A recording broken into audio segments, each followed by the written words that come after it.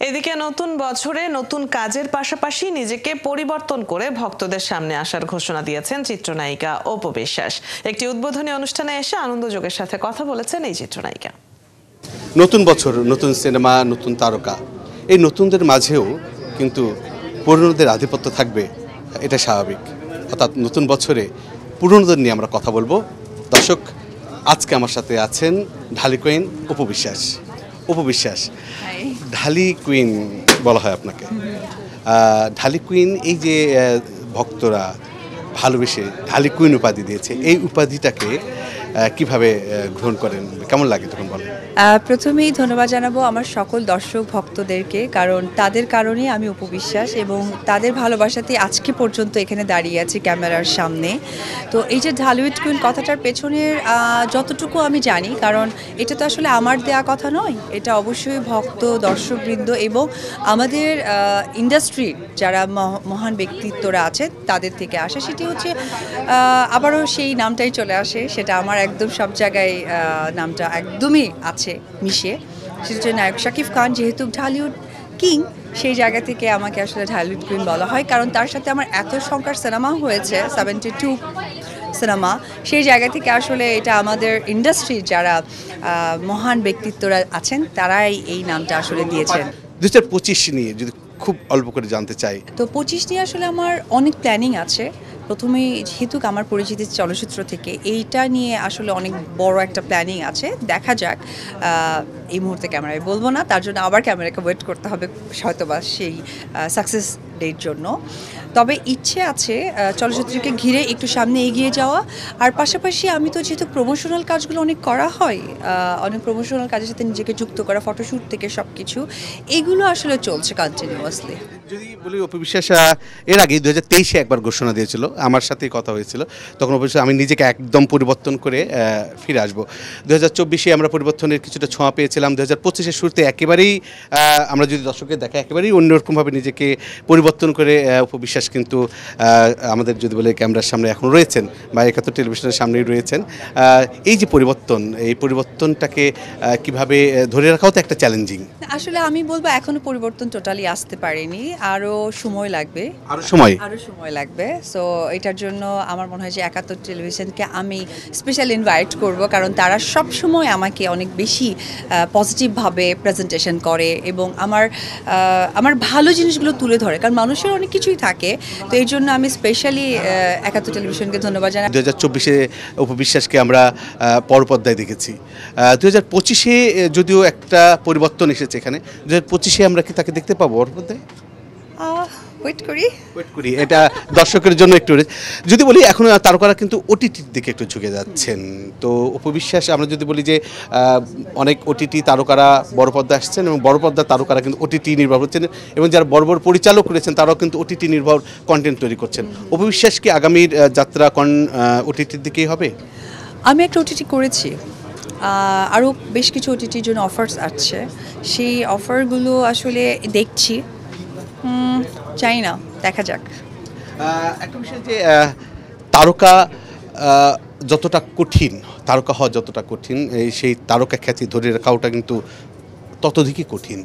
তো আপনি কি মনে করেন যে এই যে তারকা খ্যাতি আপনি পেয়েছেন, এটা দর্শকের ভালোবাসা কতদিন পর্যন্ত ধরে রাখতে পারবেন? না, আমি আমাকে তারকা মনে করি না। আমি মনে করি আমি সকল ভক্ত দর্শকদের একজন অপু বিশ্বাস, তাদের বাড়ির মানুষ, কাছের মানুষ, ভালোবাসার মানুষ। আসলে অর্জন করাটা খুব সহজ, রক্ষা করাটা খুব কঠিন, একদম এটা সত্যি কথা। তবে চেষ্টার তো শেষ থাকে না। আমি চেষ্টা করে যাব যে আমাকে যারা ভালোবাসেন বা আমাকে যারা, আমার প্রতি আমার যে মানে এক্সপেকটেশন আমার ভালোবাসার মানুষদের, সেইটি যেন আমি ধরে রাখতে পারি। এই যে শাকিব খানের আমরা দেখতে পাই যে নতুন রিফর্মিং হয়েছে এবং তার সিনেমাগুলো যেভাবে দর্শক দেখে সমস্ত রেকর্ড ভেঙে ফেলছে, এই যে শাকিব খানের যে মানে প্রতিনিয়ত উত্থান, এগিয়ে চলার যে ঝড়গতি, এই গতিকে অপু বিশ্বাস কীভাবে দেখে? সো প্রাউড, ভেরি কংগ্রাচুলেশন, মনের অন্তরস্থল থেকে অনেক দোয়া। অনেক দোয়া অবশ্যই, আপনার প্রিয়জন অবশ্যই, কিন্তু আপনি কি মনে করেন যে শাকিব খান যে গতিতে এগিয়ে যাচ্ছে, অপবিশ্বাস সেই গতি মানে কিছুটা কম, বা শাকিব খানকে সেই গতিতে এগিয়ে যেতে পারছে না? নিজের মানুষদের মধ্যে তো গতির ওই জায়গাটা চোখে পড়ে না। নিজের মানুষের ভালো লাগাটা জাস্ট সকলের সাথে শেয়ার করতে হয়। তো আমাদেরই তো একজন মানুষ এগিয়ে যাচ্ছে, তো আমি তো সেখানে তার সাথে কম্পিটিশনে যাব। অবিশ্বাস আজকে হয়তো আপনাকে আমরা এমন এক জায়গায় পেয়েছি, হয়তো কোনো শুটিং সেটে এটা নাই, এটা যে সেট আছে সেটা কোনো শুটিং সেট না, কিন্তু এটার সাথে সেলিব্রিটি একটা কথা রয়েছে, সেলিব্রিটি চয়েস। তো আমি আপনাকে হাতে শুটিং বলতে নিয়ে সেটে না আছি। পেয়ে আপনাকে আজকে আমরা এখানে পেলাম কেন? আমি তো বললাম যে আমি একটু প্রমোশনাল কাজে আছি, যেমন আজকে সেলিব্রিটি চয়েস এটি গ্র্যান্ড ওপেনিং হয়েছে, এটা পুলিশ প্লাজাতে শপটা, যেখানে নামের সাথে কাজ একেবারেই মিল। সেটি হচ্ছে আমি আজকে যে ড্রেসটা পরে আছি, সেলিব্রিটি চয়েসের ড্রেস, তাদের কালেকশন এত দুর্দান্ত, মানে আমার কাছে আমি অনেক বেশি হ্যাপি, কারণ আমার যেহেতু প্রমোশনাল কাজ অনেক করতে হয়, আমার ড্রেসের জায়গাটা অনেক বেশি সচেতন থাকতে হয়, কারণ আমাদের একটা প্রবলেম কিন্তু মাঝে মাঝে হয়ে থাকে, আপনি দেখে থাকবেন যে আমরা সেলিব্রিটি যে ড্রেসটা পরি যেভাবে ভাইরাল হয়, তখন যদি সিমিলার আরেকজনের পরা থাকে, বা সাপোজ আপনি পরেছেন সেই ড্রেসটা আবার আমি পরেছি, ওটা কিন্তু একটু ট্রলের শিকার হয়। সো ওই জায়গা থেকে আমি আজকে থেকে নিশ্চিন্ত, সেলিব্রিটি চয়েসে যেটা উপবিশ্বাস পড়বে সেটা শুধুমাত্র আমার পছন্দের ভক্ত দর্শকরাই পাবে, সেটা হয়তো বা সেকেন্ড টাইম আমার গায়ে আসবে না। কিন্তু অপবিশ্বাসী যে আপনার কোনো প্রমোশনের জন্য আপনারা যখন কোথায় যাচ্ছেন, আমরা অনেক দিন থেকে আপনাকে দেখি, কিন্তু দেখি যে অনেকেই সেই প্রমোশনাল কাজ যখন যায় তখন বিভিন্ন ধরনের বিড়ম্বনা তারা শিকার হচ্ছেন। তো এটার সমস্যাটা কোথায়? ওইভাবে দেখা হয়নি, সুতরাং এই উত্তরটা জানি না। আমি তো সকলকেই কাছে পাই, আমার জার্নালিস্ট ভাই থেকে শুরু করে সব কিছু। Okay, thank you very much mister Joy, আপনি আমার দেশি, আমার বগুড়ার মানুষ, কংগ্রাচুলেশন। আপনি সেলিব্রিটি নিয়ে আপনি বলেন। আচ্ছা, অন্য একটা প্রশ্ন শেষ করি। সেলিব্রিটিদেরকে নিয়ে কাজ করেন, আমি এখন আপনাকে প্রশ্ন রাখতে চাই। এই সেলিব্রিটি চয়েসে আপনি এসেছেন, আপনি কভার করলেন, আপনি অনেক সেলিব্রিটির সাথে থাকেন, যান, তাদের পোশাক সেন্স, তাদের সমস্ত প্রোগ্রামে যান, এইটা নিয়ে আপনি কিছু বলেন একজন সাংবাদিক হিসেবে। প্রথমত সেলিব্রিটি চয়েস আপনি যেটা আমাকে প্রশ্নটা করলেন, সেটা হচ্ছে তার সাথে সেলিব্রিটি যুক্ত আছে, এখানে সেলিব্রিটিদের পছন্দে তার ভক্তরা আসবে, এটাই স্বাভাবিক। কিন্তু আমি যদি বলি যে 2025-এ আপনার ভক্তদের উদ্দেশ্যে কী বলবেন? একটা কথাই বলতে চাই, সবাই নতুন নতুন অবশ্যই প্ল্যান করবে, স্বপ্ন দেখবে, কারণ স্বপ্ন দেখলেই সেটা ছোঁয়া যায় আমি মনে করি।